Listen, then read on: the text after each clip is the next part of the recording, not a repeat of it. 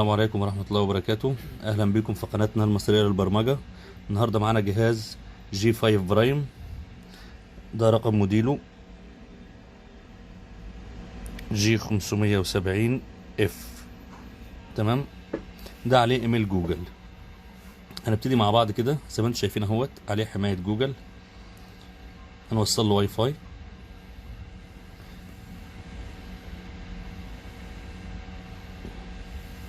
ويا ريت بس تركزوا في الفيديو ومحدش يقدم، لان كل خطوة مهمة.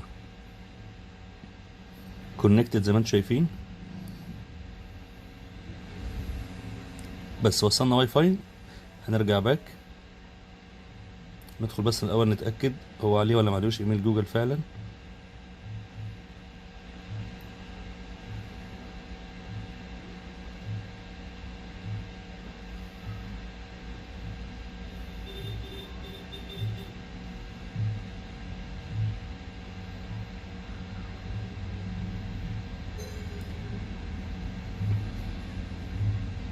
زي ما انتم شايفين verified your account، كده عليه ايميل. تمام، الخطوه الجايه من على اللابتوب هنوصله. زي ما انتم شايفين ده برنامج الاذن الاسلامي اللي هو ده. هسيب لكم الرابط بتاعه في الديسكريبشن. هنفتح فتح المتصفح ديت والموبايل FRB، بيفتح لنا بالشكل ده. هنستنى لما دي تظهر الرسالة اللي هنا دي تختفي وتظهر الرسالة التانية. ستارت FRB ظهرت اهيت. تمام، بعدين هنختار مثلا موقع سامسونج زي كده. تمام، بعد كده هنجيب الجهاز اهوت وهنوصل الجهاز بالشكل ده ونسيبه اهوت. تمام، ودلوقتي هندوس ستارت FRB براوزر MTB وننتظر شوية لحد ما يعمل التعريفات بتاعته ويبتدي يفتح لنا الثغرة. زي ما انتم شايفين انستولينج درايفر فينيش. بعدين قال لك سكسسفول اهوت، ان هو نجح. بعد كده لو ركزنا، انزل تحت شويه على التليفون، لو بصيتوا كده على التليفون ايه اللي ظهر عليه؟ ظهرت الرساله ديت. هندوس فيو.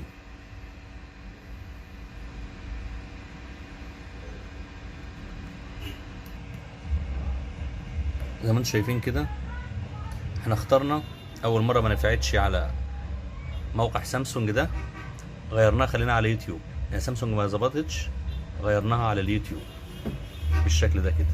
وبعدين ظهرت سكسسفولي. بعد كده هو فتح لنا اليوتيوب ومنه دخل على دي. هندوس ستارت ديت ريميند مي ليتر. وبعد كده احنا كده خلصنا شغل اللابتوب. الباقي بقى كله بالايد. هنا هنيجي في البحث اللي فوق هنا وهنكتب ابيكس لانشر مثلا. لانشر اهو، وننزله احدث نسخة. بعد كده تنزيل، داونلود، ستارتنج داونلود اهو زي ما انتم شايفين. وبعد كده هنيجي على البوك مارك اللي تحت دي، كنسل، ونيجي هنا على الهيستوري ونختار داونلود هيستوري ونسطب الابيكس لانشر. هنا بيقول لك ان هو عشان السكيورتي ممنوع، هنقول له سيتنج وهنفتح له allow from this source، اسمح من هذا المصدر. وبعدين ندوس رجوع، انستول اللي تحت دي.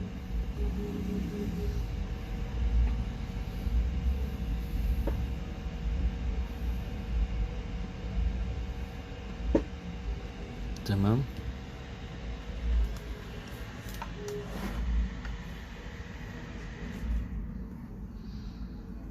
ده خلص. هنقول له اوبن، هيفتح لنا اللانشر اللي بالشكل ده زي ما انتم شايفين كده. نكست او سكيب اللي فوق عادي. طيب دلوقتي احنا جربنا المتصفح التاني اللي هو الابيكس، ما ظبطش. هننزل متصفح اللي هو البرنامج اللي هو النوفا لانشر. النوفا افضل بكتير، اللي هو ده لان بس الخطوه دي عدت عليكم، فمعلش هقولها لكم تاني اهيت. اول ما هيفتح لنا المتصفح هنكتب فوق هنا نوفا لانشر زي كده، هيفتح لك بالشكل ده. هتختار اللي هو من موقع اب تو داونلود ده، هتنزله زي كده لاتست فيرجن داونلود. هيبتدي يحمل معاكم اهو، داونلود كونتينيو او ايا كان الشكل اللي هيظهر لك، يعني المهم انك توافق له انه ينزل. انا عشان منزله مره فهو بيسالني هتنزله تاني، بقول له داونلود اهوت. اوبن زي كده، ادخل على السيتنج، اسمح له وارجع باك، انستول. اول ما بنسطبه بيفتح لي الشاشه الرئيسيه اوتوماتيك على طول من غير اي مشاكل. اوبن. تمام كده، كده فتح. هننزل بقى هنا، هندخل على ملفاتي، وبعد كده هنحتاج كارت ميموري بالشكل ده كده. ده كارت ميموري اهوت، وحطينا احنا عليه برنامج هسيبه لكم في الديسكريبشن في المرفقات. كارت الميموري اهوت، هنختار منه برنامج اللي هو ده بي دي تك زن اف ار بي باتش، وهنثبتوه بالشكل ده. بيقول لك مش مسموح، هنقول له سيتنج، موافق، ونرجع باك، نيكست، انستول.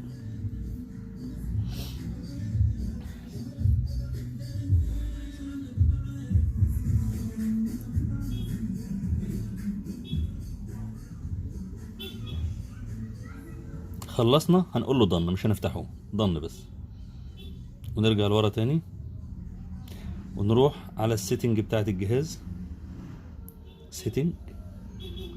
بعد كده هنروح على البومتريكس اند سيكيورتي، وننزل تحت هنختار other security settings.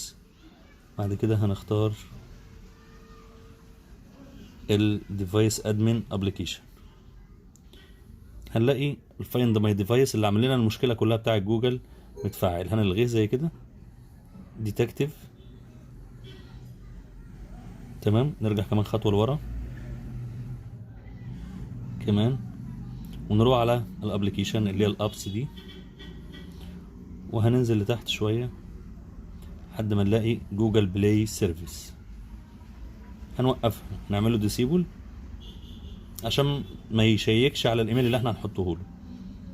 ونيجي كمان مره على جوجل بلاي ستور، وبرضو نعمل لها ديسيبل عشان ما ينفعش، ما يقدرش ان هو يتحقق. هنرجع وهنيجي على الكلاود اند اكونت زي كده، ونقول اكونتس، وبعدين هنيجي هنا هنضيف له اكونت جديد. هنلاقي هنا جوجل اهوت زي ما انتم شايفين، هنضغط عليه هيفتح لنا جوجل بس بدون ما هيخرجنا. ومثلا هنعمله له زي كده،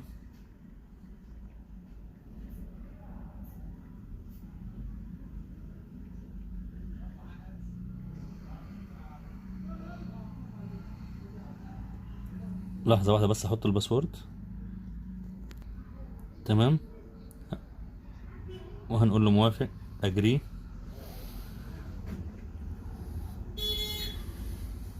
تمام، لو انتم ملاحظين اهوت الايميل بتاعي اشتغل اهوت كده. تمام،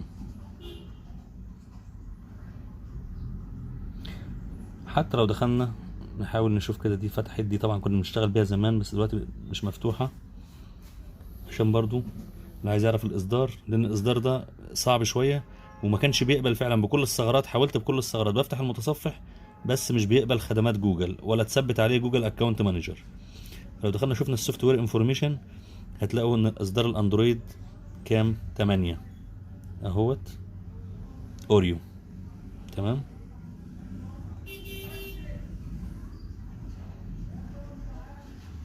ده اندرويد اوريو يا جماعه زي ما انتم شايفين اهو.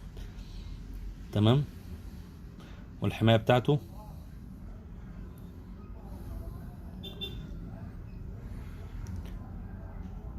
شهر جان 2020، 1 جانيوري 2020. كده احنا خلصنا. هنعمل ريستارت للجهاز ونشوف.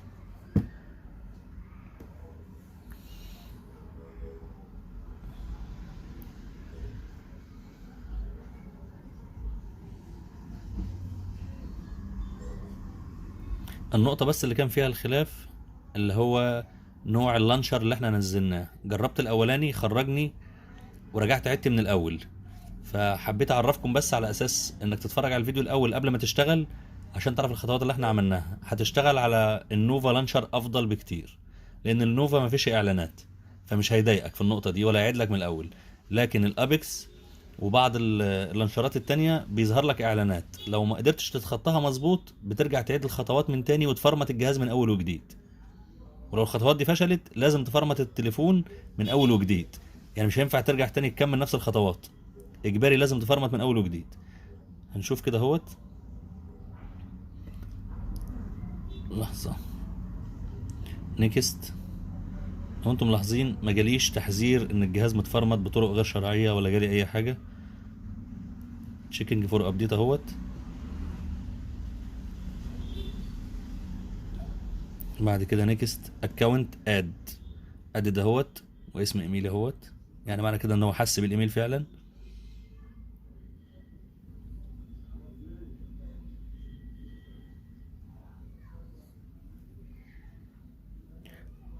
لو عجبكم الفيديو يا ريت تشاركوه وتخلوه مرجع عندكم لاي حد عنده مشكله مشابهه لدي. ونفس اللي طبقناه ده يعني بينجح على كل اجهزه السامسونج او اي جهاز عموما، لو نفس الخطوات 90% بتنجح الطريقه دي. متنسوش طبعا تعملوا اعجاب وتشتركوا في القناه وتفعلوا زر الجرس عشان ان شاء الله الشروحات الجديده توصل لكم اول باول. ولو اي حاجه مش واضحه قدامكم يا ريت تكتبوا لنا في التعليقات واعيد شرحها تاني.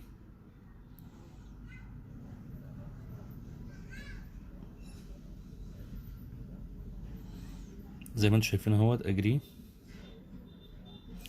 هو هنا بيحاول بس يكتب مش قادر، ممكن بسبب ضعف الانترنت.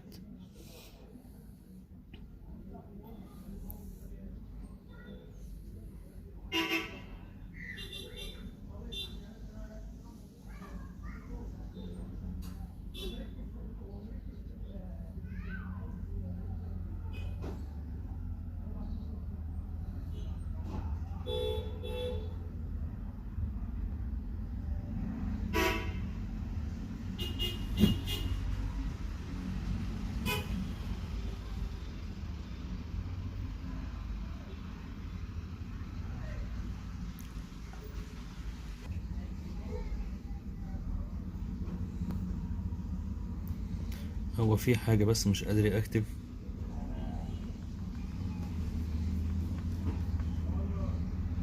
ممكن بس ضعف النت اللي عامل كده، بس اللي يهمنا ان هو خلاص ان هو كده قبل الايميل وشغال عليه طبيعي.